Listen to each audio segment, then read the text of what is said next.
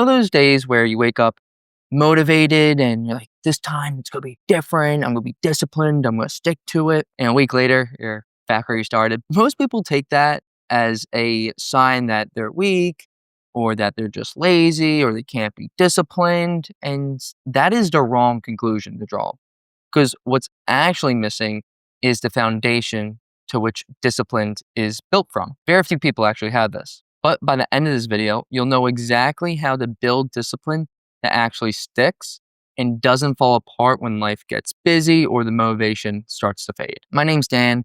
I'm a coach who helps people develop self-discipline and build confidence. And if you want 28 daily lessons and insights on how you can build self-discipline over the next month, check out the link below in the description. All right, let's break discipline down into something that we can actually use. Because most people just speak of it like it's a fucking vibe.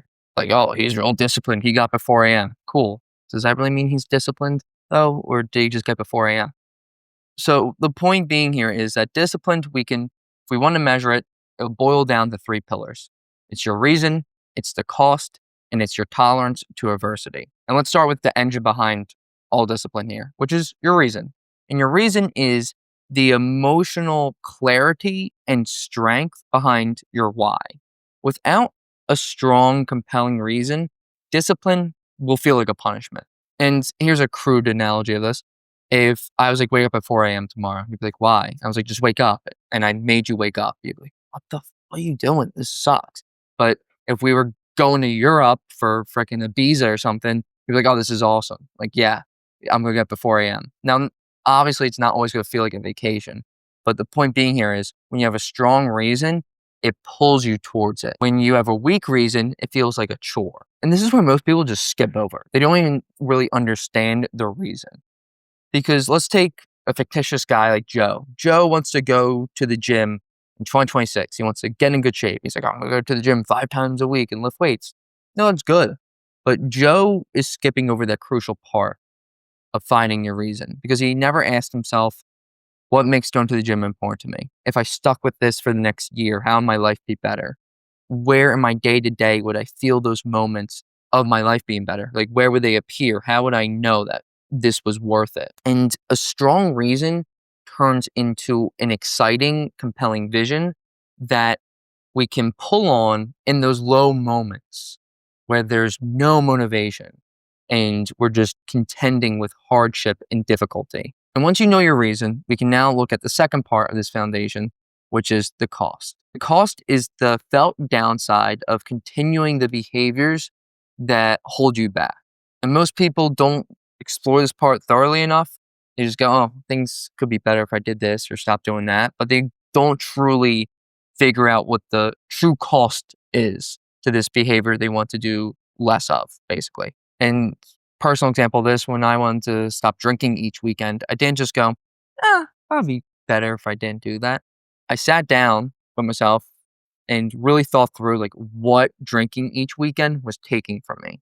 And there's attributes like mental clarity, physical health, the time, but I didn't just figure out these attributes. I also felt them. And what I mean by that is I pulled on experiences where I was paying the price for this.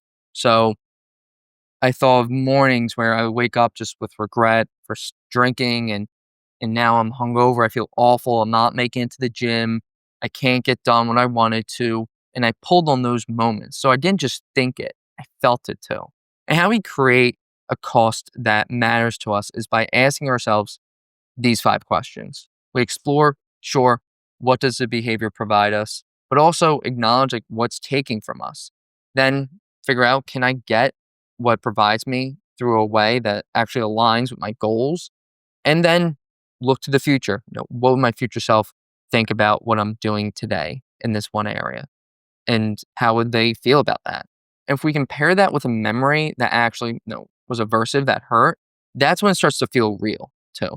A truly real cost starts over time to make the behavior more and more unattractive.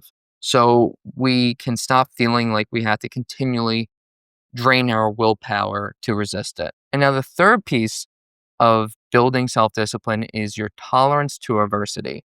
And this is where a lot of people really fall off because our world, our society, especially in the Western world, is optimized for comfort and convenience. So we're not used to meeting moments of discomfort with effort. We're used to shying away from those moments or avoiding them altogether. And some people may have a strong cost and reason, but they just have no tolerance to adversity.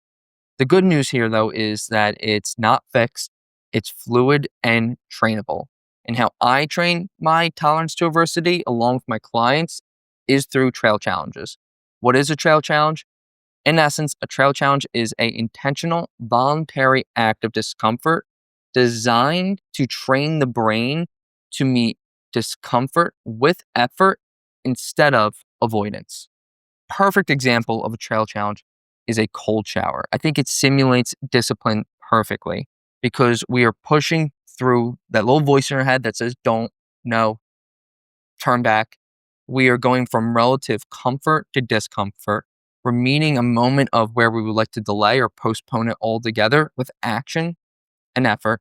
And lastly, it truly is just like a sucky moment where it's so averse in the moment and you just want it to end. So it truly does simulate the tolerance to adversity and build upon that perfectly. It has helped me get up in the morning and not miss alarms 100%.